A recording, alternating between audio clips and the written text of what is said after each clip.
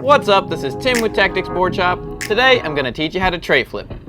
To me, tray flips or 360 flips have always felt like one of those milestone tricks where you finally start to feel like you've progressed beyond the basics. It's also just a really satisfying and good looking trick. A tray flip is a combination of a 360 shove it and a kick flip.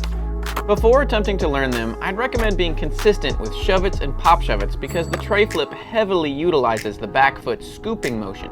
I'd also suggest being comfortable with kick flips and maybe vario flips and some other flip tricks because you'll have already done the mental conditioning necessary to commit to landing back on the board. You don't need to learn 360 shove-its first because that trick has a completely different technique that doesn't really translate to tray flips. I recommend trying to learn this trick while rolling.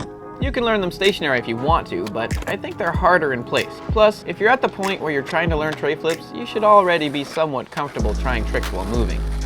This trick can be difficult to learn at first because it takes quite a bit of effort to get the board to flip all the way. So if you're younger and don't have a lot of leg strength built up, this trick can be pretty tough to land the first time. But it gradually gets easier as you grow stronger and dial in the foot motions. There's a lot of different ways to do this trick, and everyone's tray flips look a little different. Some people have vertical flipping tray flips and some are more flat. It all depends on how you scoop the board with your back foot. With that, let's go over the foot placement. The ball of your back foot should be right on the edge of the tail with your toes slightly hanging off the side of the deck. This placement allows you to get leverage on the side of the tail as you pop and scoop the board. You don't need to have your toes hanging way off, and if your foot is too much on the tail, it will be hard to get the proper leverage.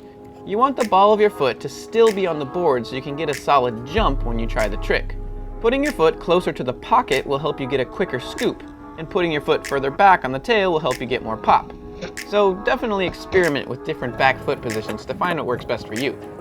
The front foot position is less critical and varies between skaters. The most common positioning is somewhere near the center of the board with your toes near the side of the deck and pointed towards the nose. A taller person with a wider stance might put their foot closer to the bolts, and a shorter person might have theirs further back. Keep your front foot near the edge of the deck so it can counterbalance your back foot so you can roll straight when you're set up for the trick. Don't stress too much about the front foot positioning because 90% of the tray flip is done with the back foot.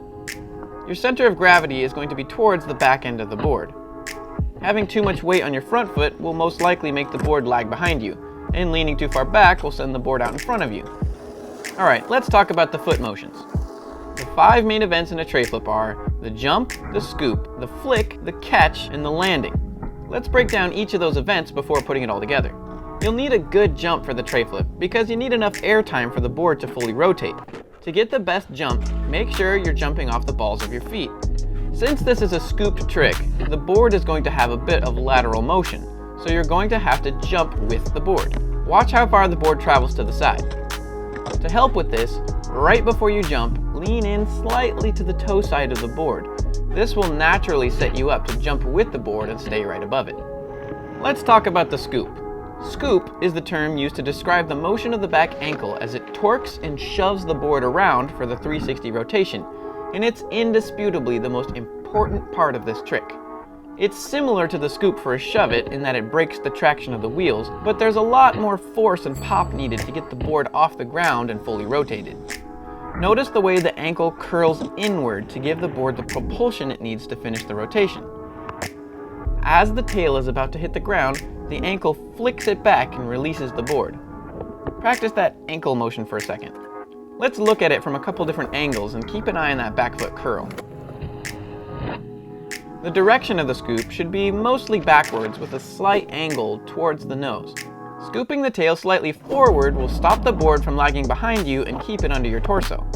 As soon as your back foot finishes the scoop, lift it up out of the way and wait for the board to come around to land back on it. Figuring out the scoop is the hardest part of learning tray flips. Focusing too much on the shove will make the pop very scrapey and the board will flip flat and it'll be hard to land on. But focusing on the pop won't get you the full 360 rotation.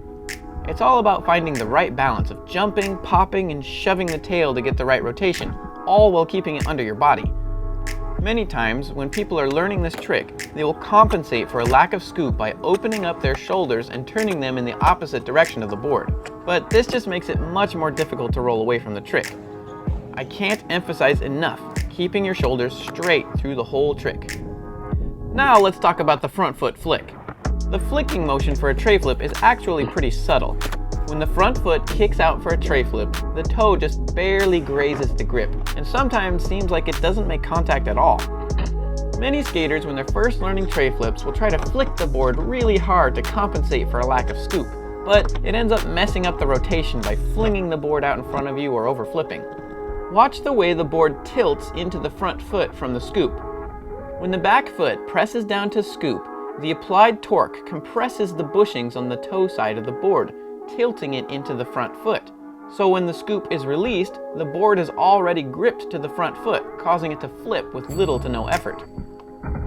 The motion and timing of the flick is very similar to a kickflip in that the foot tilts inward, drags up, and flicks just after the pop. The direction, however, is about 20 to 30 degrees to the toe side and is more upward and uses less force. Since the board is already rotating by the time you start the flick, the toe will go off the side of the deck rather than off the nose. Definitely experiment with flicking your foot out a few different ways to find a flick that will keep the board under control. Let's try putting together the jump, scoop, and flick. At first, it'll feel like you're just flinging your board, but try to slowly gain more control of how the board flips and where it goes. After enough trial and error, you'll figure out how to rotate the board while keeping it under your torso. Try landing on it with just your front foot. This will condition yourself to catch the board and also help you build up your confidence so you can eventually commit to getting both feet on the deck. But don't rely on this too much because you can develop a bad habit of bailing before giving the trick a shot. It's best to start trying to commit to the trick soon after figuring out the flip. Most beginners won't be able to pop them very high and will just meet the board at the ground. But when you start learning to pop it up higher or start trying it off of something, you're going to have to catch the board so it doesn't over-rotate. There's a lot going on under your feet when you're trying a tray flip, but spotting the catch isn't too bad once you get a feel for what the board looks like when it's completing the flip. The catch generally happens with the front foot because of the way the trick rotates. After the front foot does the flick, it's already in the catching position and it's just waiting for the board to wrap around and hit the underside of the foot. But it's completely fine to catch it with both feet at the same time. Remember, catching the board is gentle and deliberate, not stomping it down. If you get in the habit of stomping the board when you see it come around, you'll end up cracking lots of decks and make it more difficult for you to learn to catch tricks down gaps. Simply extend your front foot enough to touch the top of the board to halt the rotation and let gravity take care of the rest. Alright, now that we've gone over the individual parts, let's put it together. With your shoulders parallel with the board, feet in position, weight on the balls of your feet and evenly distributed, lean into the toe side to initiate the jump. Remember that the board shifts laterally from the scoop, so you have to jump in front of you slightly. Just before your feet leave the board, your back foot does the scoop, curling the ankle to pop and shove the board around. As the back foot is scooping, the front foot is starting to flick up and outwards. While the front foot is flicking, the back foot is lifting up and getting out of the way to give the board room to rotate. The front foot is still extended outward, waiting to catch the board when it finishes flipping. As soon as the grip comes around, lower your front foot to catch the board. Your back foot should be on its way back onto your torso to land on the board. Aim for the hardware bolts and land with your weight evenly distributed. All of that takes place within half a second, but after trying it enough times, it will feel like one fluid motion. This is where having some experience with other tricks will come in handy, because you'll have already gone through the mental conditioning that you need to commit to landing on the board. Familiarize yourself with how it feels and what it looks like when the board flips correctly under you, so you can make that split-second decision to commit or not. Visualize and mentally rehearse yourself landing the trick to give you that boost of confidence. But be prepared to take a few falls and shinners trying to learn this trick. Tray flips are notorious for flinging around and whacking you in the shin. As long as you can get in that commitment mindset, all you need is one good flip and you'll land a tray flip. Here's a couple tips to help you learn it faster. Tray flips are way easier on smooth ground because you don't have to scoop it quite as hard to get it to rotate. Although, if the ground is too slippery, the wheels will slip out when you scoop and the tail won't get a chance to pop off the ground. If your ground is a little rough, a trick you can use is to put a little bit of wax on the edge of your tail, right on the spot that makes contact with the ground. Don't worry about trying to make it look stylized in the beginning. Just focus on keeping the flip small and controlled until it becomes comfortable. Then you can experiment with adding some flair once you've figured it out. If you're scared to commit on concrete, you can try on some carpet, but it's a lot harder to roll and get a proper scoop on carpet. Be sure to practice this trick a lot. There's a pretty steep learning curve for this one, and it's going to take some real tenacity, so try not to get discouraged. But after putting in the work to get them down, there are a few things more satisfying than rolling away from a buttery tray flip.